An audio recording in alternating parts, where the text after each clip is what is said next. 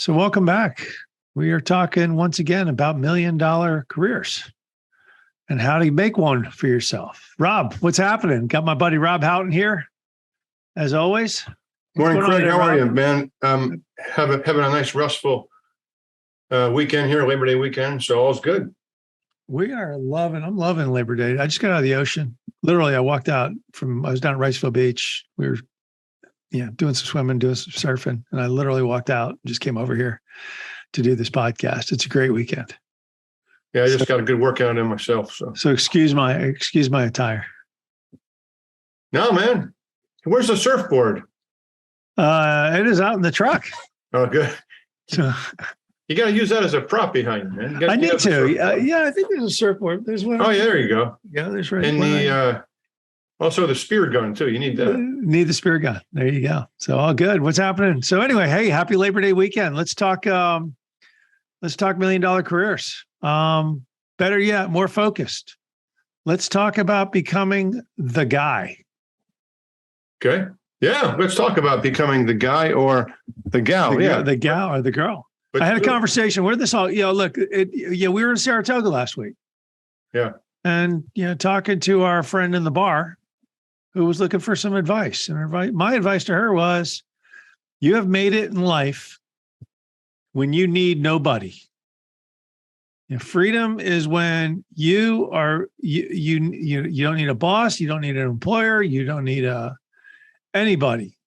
You know that you can make it on your own no matter what. And that's freedom. Yeah. Yeah. As a matter of fact, as a sidebar, I'm going to have that woman on my show, Daniela, probably in 2 weeks, because I was also really impressed with the passion that she showed. Yeah. And so that's to becoming. She's going to be a rock star. Yeah. She's going to be a rock star. Yeah. And it was a lot of fun talking to her and her friends and just, listening to their careers and where it's going. But I was also talking this week, 27-year-old young professional, aerospace engineer. He put himself through college, graduated with high marks. He's in an engineering role now, and he's got incredibly unique knowledge in specific products, And I'm listening to him. He goes, I want to be a CEO. He's getting a little bored, I think, being the engineer. And he knows where he wants to go. And he's applying to business school. He's been accepted to business school. He's like, I want to be a CEO. I go, no, you don't. You want to be the guy. You want to become the guy. Your CEOs come and go. Yeah. You want to become the guy. He's like, what do you mean? And I said, you want to be the expert. You want to be the person people come to every time they need something.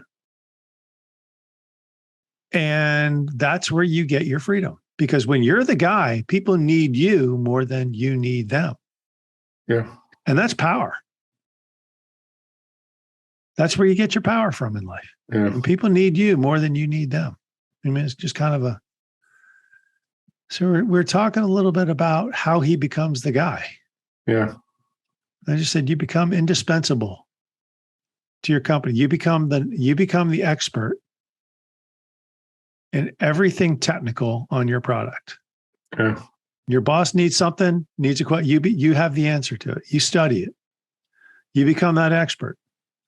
And I was like, there's a conference coming up. I know this conference. I've been to it. Costs $1,500 to go to it, plus travel. It's $3,000 all in. He's a single kid making $120,000 a year. I'm like, you got enough money to go take $3,000 and you go to this conference. And before you go to the conference, you email everybody that's going to be there and just say, hey, I'm looking forward to seeing you at this conference. If you have any questions about this product, which they will, I am coming with the answers. Let's make sure we meet. He's like, I can do that? I'm like, hell yeah, you can do that. That's how you become the guy. Yeah. So I would add to that, becoming the guy or the gal, I go back to my leadership training with U.S. Special Forces. And I'm thinking, how do these guys become the guy, right? Because if you're a Green Beret or a Navy SEAL, everybody has to be the guy, okay? Because you're only as strong as your weakest link. So I look back on some of the guys I worked with. So I'm thinking, number one, how they became the guy. You've got to be a serious red teamer. In other words, in the corporate world, you got to be the guy in the meeting that raises his hand when everyone else is involved in groupthink. Everyone else is saying the same thing. Yes, boss. Yes, boss. Great idea. Great idea. Mm-hmm. You got to be the guy or the gal in that room that raises their hand and says, excuse me, but has anyone thought about this? Has anyone thought about that? That is extremely valuable. Those people don't grow on trees. Very, very difficult to find somebody in an organization that's a true red teamer. And it is a balancing act because you don't want to make people look bad. You don't want to piss anybody off. There's a certain nuance to it. You have to be assertive, but not aggressive. Mm-hmm. And you have to have the answers too. You have to have alternative solutions. Number one is red teaming. The other thing you got to be able to do is, and I go back to Special Forces again, these guys stay alive, not only because they're the guy, but because they're able to improvise. You've got to think creatively, out of the box. You've got to be able to make good decisions. How do you do that? You've got to be able to critically think. How do you develop the skill of critical thinking? You got to round yourself out. You got to be reading all the right books. You got to be talking to people. I mean, you have to be able to make good decisions, because if you want to be the CEO or the COO, or you want to be the guy, you have to have a reputation as making good decisions. Mm-hmm. And the third thing I'll just mention here is you have to be able to know yourself. I look at people and there's vocations and there's careers. A career is what we talk about mostly. How do you develop, how do you plan, build, and supercharge your career? Okay. A vocation is like if you're walking through the woods and you hear a calling through the forest. That's a vocation. You got to be able to recognize what you're really good at and what you love to do. It's called passion, whether it be a sculptor, a musician, a businessman, an educator, an athlete. If you can tap into being a vocation, and when I'm teaching these guys and coaching Green Berets in a group setting, the first time I meet these guys, I always ask the same question. Hey, I'm just curious. Why do you guys do this? Why do you put yourself in harm's way? Like, why is it, right? And if I hear 9/11, if I hear because my dad did it, if I hear because I want to be the best of the best, if I hear I'm a patriot, it's all bullshit. You're never going to be the best, okay? I want to hear because since I was a kid, I wanted to be a soldier. Mm-hmm. This is what I was put on this planet to do. Mm-hmm. That's a vocation, not a career. Right. So that's sort of my take from my dealings with special forces and other special operations guys. So I look at it this way: credible. Michael Burry, Big Short. I just read an article. He's not real. He's not real bullish on the stock market right now. Yeah. He's the guy. He's very credible. He emptied out his investment account. He's all cash now. But he's credible. People are going, hey, Michael, what are you doing? He goes, I'm going all cash because I don't know where this whole market's going. I get it. Yeah. You got to be strong. Like you said, you got to be willing to go against the grain. And say, holding your hand up and going, I don't think that's a good idea. I think being a quiet leader,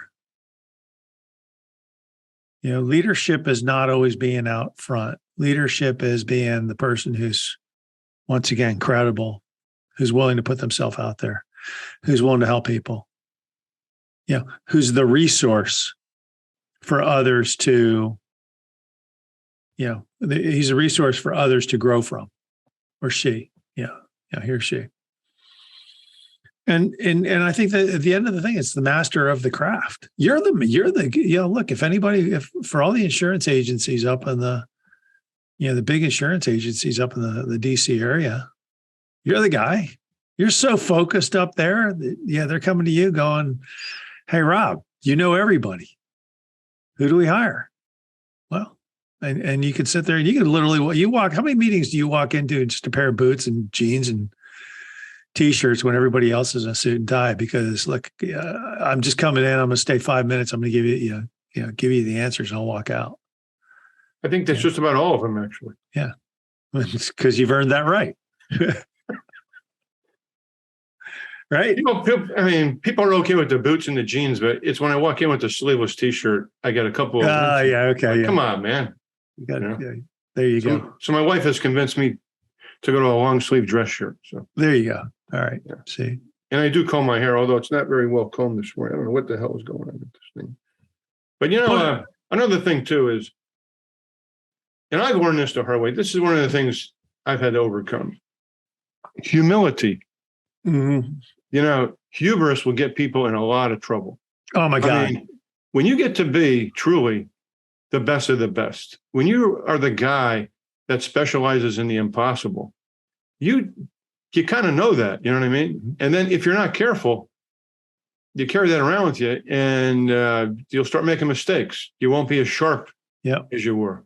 And hubris and humility has brought down most of the great people in the whole history of the world. You think of Julius Caesar, Alexander the Great, Genghis Khan, Napoleon, Hitler. The list goes on and on and on and on. Hubris, that is the enemy of true success. Absolutely. Absolutely. And that's I love the old term. Ego is not your amigo. Exactly. Ego is not your amigo.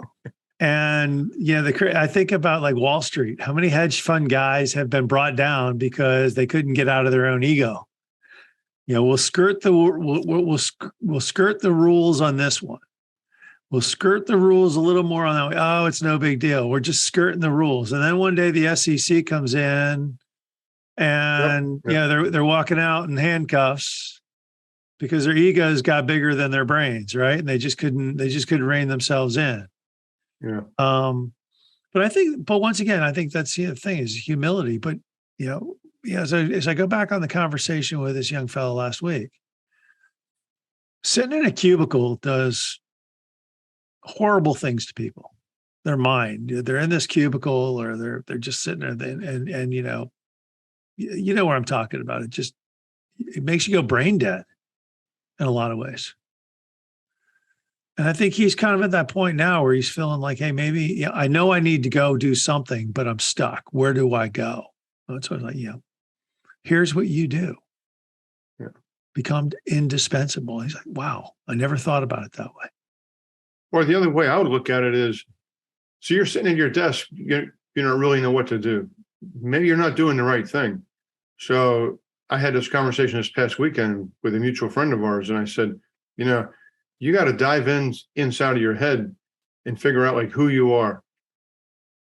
How do you do that, Rob? Well, you do things like meditation. You do things like journaling. You got to figure out. You have to take yourself. If you don't have a coach, the obvious thing to do is get a coach, right? But if you don't have a lot of money, you got to take yourself on that self-discovery tour and come up with self-realization, like self-actualization, because you can't get the self-actualization until you get the self-realization. So you got to figure out like, who am I and what do I want to do? What is my role here?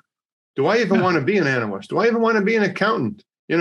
My first job out of college was I was a CPA. I worked for Arthur Anderson and Company. I was the youngest senior accountant in the history. I was 22 years old because I graduated from college early. I'm sitting at my desk thinking partnership, all this money I was going to make. And one day I was really sitting there miserable at a cubicle, the only cubicle I've ever had. And I thought to myself, I'm going to go talk to my managing partner and find out like what's going on here. So his name was Milt Fortson. Walked into Milt's office, and within about 15 minutes, he looks at me. He says, "Rob," he says, "let me ask you this. You're a superstar, but is this what you really want to do?" And I told him, I said, Milt, I'm probably talking myself out of a job, but I don't want to be an accountant, man. I'm in the wrong profession. Right, right. Then don't be one. I told him, I said, I'm not even a detailed guy. And he looks at me with this look of horror on his face and says, wait a minute, you're not a detail-oriented guy? What the hell are you doing in public accounting for? And I go, you're right, Milt. I'm out, man. I'm going to look for something else. And then I took a totally different tact. I was like a sailboat, The trap that I see people get, especially people that work in big companies, is their whole world starts to revolve around the big company people, the same people that are in the company. They got their work friends, they do, cocktails on Friday. It becomes the big group thing, right? Then everybody, starts thinking that. And I go, so another conversation last week with a transitioning Air Force pilot. And he's been out a couple of years. And he says, I was on the ramp. I think he flew C-130s. Or no, he flew C-5s. He flew the big C-5 Galaxies. And he says, I was on the ramp one day and I saw a Gulfstream 5 pull up. And I had this epiphany. My buddies were all looking at the airplane going, man, wouldn't it be great to fly that? And he's looking at the guy getting off the airplane. He goes, no, I don't want to fly the Gulfstream 5. I want to be the guy getting off of it. Yeah, there you go. It's like, that's a great observation. It's like, what do you do? Yeah. Yeah. You know what? That's very interesting because some people call that God's grace. Yeah. Other people just call it recognizing the intangibles. You have to have the ability to be awake in the present moment to recognize things like that, because most people in his position are probably sitting there daydreaming about the next flight or something, but he was actively engaged in the moment. He saw that. That's an epiphany.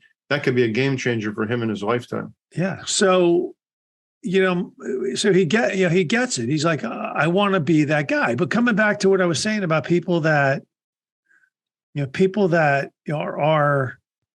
just hanging out with their work buddies, and the military guys, like, when I was in the military, we hung out with all our loser military buddies. Not military guys are losers, but it's like my buddies were all in this, blinders on, and nobody was looking outside.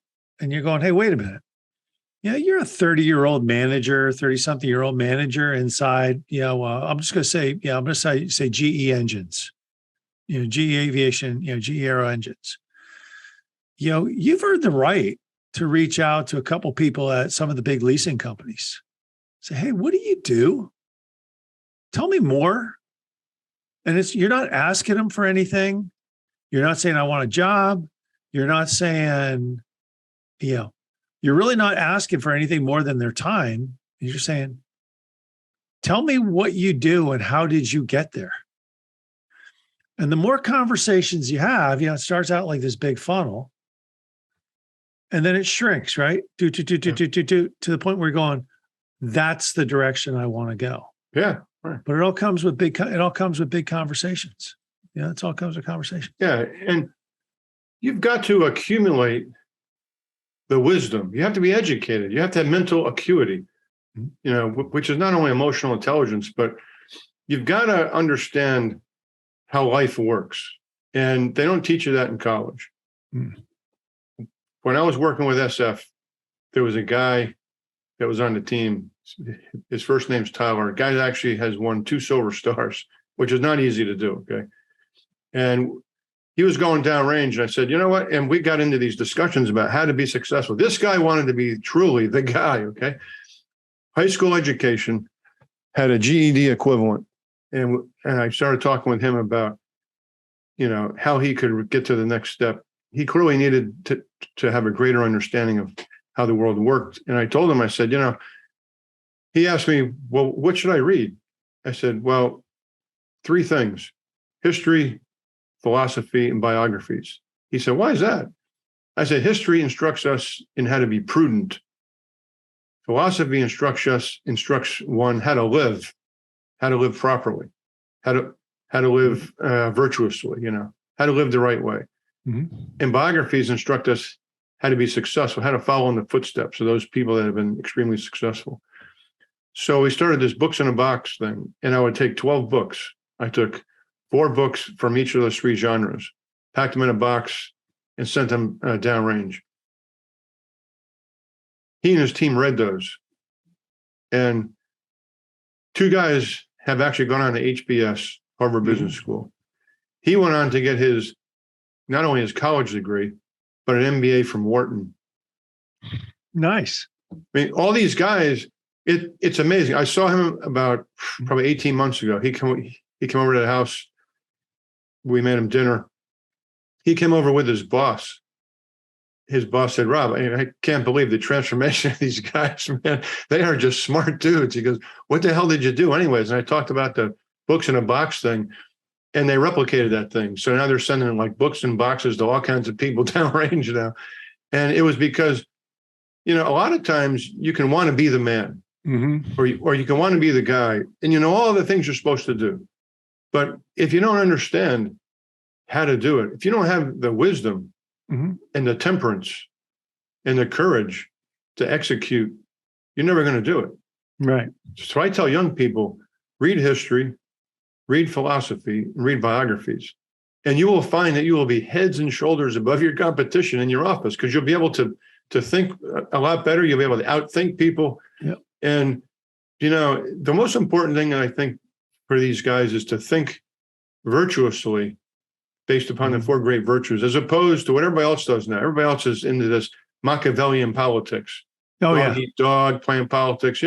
All that gets you to maybe the VP level. Right. But the guys that are the CEOs, the COOs, they exercise what I call virtue politics. Yep. And that's like having a set of principles and standards, because people ultimately recognize that. So don't take shortcuts either. Well, here's the deal. There's the old saying, if the minimums weren't good enough, they wouldn't be the minimums. But here's what the minimums get you. Nothing. The fact of the matter is that the minimums put you in a position where you're always hold your hand out going, Mother may I. This quiet quitting crap where people are saying, I'll just do the minimum I need to so that I can have the maximum with my life. Well, that works until it doesn't work anymore. And then one day you're going, wow, I wish I had focused a little bit more, because now I'm out in the cold. There's no safety net. There's nothing behind me. I put in as much as I could in my life. And when I'm talking about, it's about life. It's about, what are you passionate? People have no passion for their job. They're just coming in and getting a paycheck. People understand that you're just here for a paycheck, and they'll give you exactly what they give them, which is the minimum. Yeah. Yeah. How do you live your life? Well, I'm giving, if you're doing that with your job, you're probably living your life at the minimum, right? And you're, you have to learn how to live too. Some people are sitting there, they're collecting a paycheck so they can focus on their side gig. They've got some sort of side gig working. Well, that becomes a hybrid model, because you're really not focused on your side gig that much. Yeah. And you're not focused on your job that much either. So the hybrid model means nothing is great. Nothing is excellent. So, the way it's like I talk about becoming the guy. I'll give you a counter argument to that. So, all right. I get a call, or I get a text message from a candidate of mine who I thought was really good. He's in the financial services sector. I'm not going to mention his name, but he sends me a text on Friday, and he says, I got a 2% raise. He goes, 2% raise. It seems kind of low, He says, I wonder if that's normal. Well, of course, a 2% raise is not normal, right? So I call up somebody in the company, and I asked, and I said something. I said, hey, such and such got a 2% raise. I'm just wondering, is there a problem? What's happening? And the response was, I don't know. We're not really sure. They should be reviewing, and he should have gotten some sort of a warning if he's not doing his job. I call him back. He says, nobody said anything. I'm just working away here, doing my job, doing X, Y, Z. I have no idea why I'm only getting a 2% raise, but he says there's something's not right. And I would, my expectations would be that somebody would engage with me and tell me what the hell's going on here, And that leads to a related topic called quiet firing. Right. He's basically being quietly fired. Okay. Correct. And that's what's going on. So, it's a two-way street. How do you prevent quiet quitting? Well, then companies should stop quietly firing people because people aren't stupid. You know what I mean? Yeah, So I totally agree. Yeah, no, and that comes if down you're to sitting there in your job and you're busting your ass, but for some reason you're not the right color, you don't believe in the same thing, your politics are not in alignment, whatever the case may be. The guy or the gal doesn't like the way you part your hair. They don't like your background, your college. Yep. Tell the guy. Don't just ignore the guy, because if you ignore people, yep, they're gonna mess you up. They're gonna quietly quit. Once again, if you're giving somebody the minimum, you can expect to get the minimum back. Exactly. And the minimum, accepting the minimum, puts you in a very weak position. It's just, hey, it's a very, I don't care whether you're the employer who's giving nothing or the employee who's giving nothing. You give what you get in life. And that's where I was talking to this young fella. I'm like, look, you're pretty ambitious. And I like the questions he's asking. You're ambitious. Become that person. Become the credible, excellent. And this takes a little bit of, look, there's nothing wrong with self-promotion. There's nothing wrong there's nothing wrong with, hey, I noticed this, I noticed this. Here's my thoughts on it. Be it, I noticed this in the aviation market, and here's what the leasing companies are saying about, our engines. I think this is a great response, and you send it to your boss and 3 or 4 other people. At least your name's in front of them, right? And you put a credible statement in front of them. There's nothing wrong with going to a conference and telling people, "Hey, I'm going to be there, and this is my little domain. I'm really good with this right here." Sure. I'd love to meet with you. If you have any questions about what's happening, I'd love to talk to you about it. It's a little bit of self-promotion. I think the best way to do that, actually, it's a little bit more riskier than what you're advocating. Mm-hmm. I think what I recommend people doing is maybe get a little bit of buy-in before you go into the meeting, but just pick an important meeting where people are doing groupthink, and you go in there and you play the devil's advocate or the red teamer. You come up with a pretty good solution, and then hopefully it's going to go over well. People, most times people aren't going to shoot you right down. They're going to say, "Hey, thanks a lot for that. I appreciate it. We'll take it under consideration." And then you go to your boss, and then you say, "Hey, I just wanted to make sure I wasn't out of line in this meeting. There was some group think. They were thinking about doing X, Y, and Z. I said, what about A, B, and C?" And like 9 times out of 10, that guy's going to say, "No, you did the right thing. We want people to voice their opinions." That's a home run, man. That's how you get promoted. Yep. And if you do it in a meeting, here's what else happens. People are not going to mess with you because everybody knows the guy that's a devil advocate or the gal is the one with the most courage. People don't mess with other people that have courage, because courage is so sorely lacking now, generally speaking, in our society. People are just wallflowers. People want to be kind. They want to be gentle. They want to be grateful. I'm so freaking sick and tired of hearing that bullshit. How about let's just do our job, man. Let's just do the job. I want to be the best that I can be, and I'm going to help you take this company to the next level. That's what gets you promoted. Man. But here's the issue. Look, you talk about everybody wants to be kind. Being kind comes in different forms. Being kind in business means telling a low performer that their services would probably be better off used elsewhere. Now you're being kind to that person, you're firing them, and you're saying, you're not happy here, we're not happy with you here.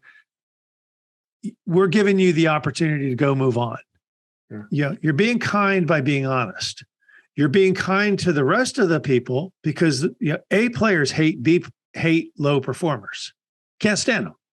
So you're being kind to your A performers because now they're not having to pick up the slack of a low. So this "we're going to be kind" thing really means, look, have hard conversations. You don't need to go punch somebody in the mouth. You may just need to say, "Hey, we're going to give you the opportunity to go work somewhere else. We're going to give you 30 days to walk out the door. Here's your benefit. We'll give you your benefits for 60 days, whatever. You got to go." That's being kind. Yeah. You don't need to punch them in the mouth and say, get out. That's not being, so that, everybody has this mistake that, well, we can't hurt feelings. Well, no, that doesn't, I'm beyond that. So I'm going to go back to something that we talked about 10 minutes or so ago. And that is know yourself, finding yourself. So how do people do that? Well, one of the things is that personality and assessment profiling, behavioral profiling, I think it's very, very effective. Mm-hmm. There are actually tests out there that people can take that will indicate that are very strong predictors of what you would be successful at, whether it be finance or business or marketing or the sciences or education, the humanities. That's something else. In your case, the guy sitting at his desk thinking, what should I be doing here? Should I be doing marketing? Maybe I'm better in sales, or maybe I should stay in finance because maybe I'm not doing that well in finance. Well, maybe it's because you're in the wrong profession, or the wrong function within that company. I think, look, something else to think about. The analogy I use is that people get dropped in the middle of the ocean in the middle of the night, and there's no stars and no moon.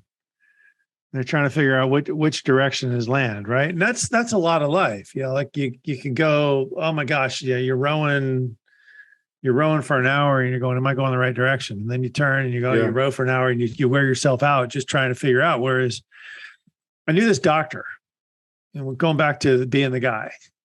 We used to play a lot of golf with him. He was a customer of mine, became a good friend. His name is Andy Coman. And I hadn't talked to him in a long time. He taught orthopedics at Wake Forest University. But all he specialized in is hands. You need him to work, somebody to work on knees. He goes, nope, hands. I'm a hand surgeon. And that's all he did, and became very focused. So he became the guy when it came to hands. Well, now he just did, last time, all he did was pro bono pediatric work. And he actually held a patent, you're going to love this. He held a patent for Botox. Because the original, as he was explaining it to me, the original purpose of Botox was hand surgeons used to over tighten the tendons to the bone. When they rebuilt the hands, they would over tighten, which caused different problems. He goes, well, the answer we came up with was not to over tighten the tendons, but to weaken the muscle so that the tendons could adhere naturally. So you wouldn't be able to pull it. So they invented Botox, which is a muscle which would paralyze the muscles for a couple of weeks or whatever, however long it lasts, allow the tendons to heal. Botox wears off, hands start to work again. But Andy you think about it, he was the guy in orthopedic surgery because he was incredibly focused on one thing: hands. Yeah, that's it. Right, you're right. Yeah, and you think about your insurance practice. Yeah. You're incredibly focused on one thing. 4 positions in a certain metro area, and your phone is always ringing. Right. It's always ringing. Right. Because people are like, we need this person, call Rob. And that's how people need, that's what people need to do is they just, it's like, stop picking up shiny objects and, stop shifting directions. Well, maybe I'll do this, maybe do that. Pick something. Go a direction. Stick with it. Become an expert. Yeah, I think there's some other things too. You've got to be determined. You have to have determination. But I think what we're talking about is you're using the analogy of in the ocean. What you're talking about is if you're in a sailboat, you want to be able to see your destination. It makes things a lot easier. You're laser focused on getting from point A to point B. This other stuff like determination, mental acuity, interpersonal relations, that's just the fuel that goes in the engine. You know what I mean? Or the wind that goes in the sail. The most important thing is you've got to have a start and you have to have a finish. You have to know where you're going. You've got to have that self-realization. Yep. And I think that's when the introspection comes in and goes, what am I really looking for? Where do I want to go? Yeah. Right. Where do I want to go? So, and I think, figuring out where you want to go, becoming the guy, becoming the resource that people go to. Yeah. I think what you want to do, I think here's how you know that you've arrived, right? Mm-hmm. You walk into the boardroom and the chairman sees a sea of dark blue suits, white shirts, and red ties, right? And you're down at the end of the table. Mm-hmm. And somebody makes a proposal and someone says, how in the hell are we going to do that? And somebody points down at you at the end of the table. And your advocate says, because he specializes in the impossible. That's when you know you're the guy in the boardroom. When everybody looks at the next CEO. When everybody looks at you and says, Rob, how do we get this done? You know, and you look and you've got the answer. Because it's like you're the Gronk you're the master of your industry, you're the master of your job, you're the master of your product. Yeah. You don't have to know everything, but you have to be able to drill down and go, all right, this is what I do know, and I know it well, and it has to be, no one can question, it's, the I don't know, but I'll find out, sir. Yeah. That only works so many times. Yeah, and you have to know thyself too. Yep.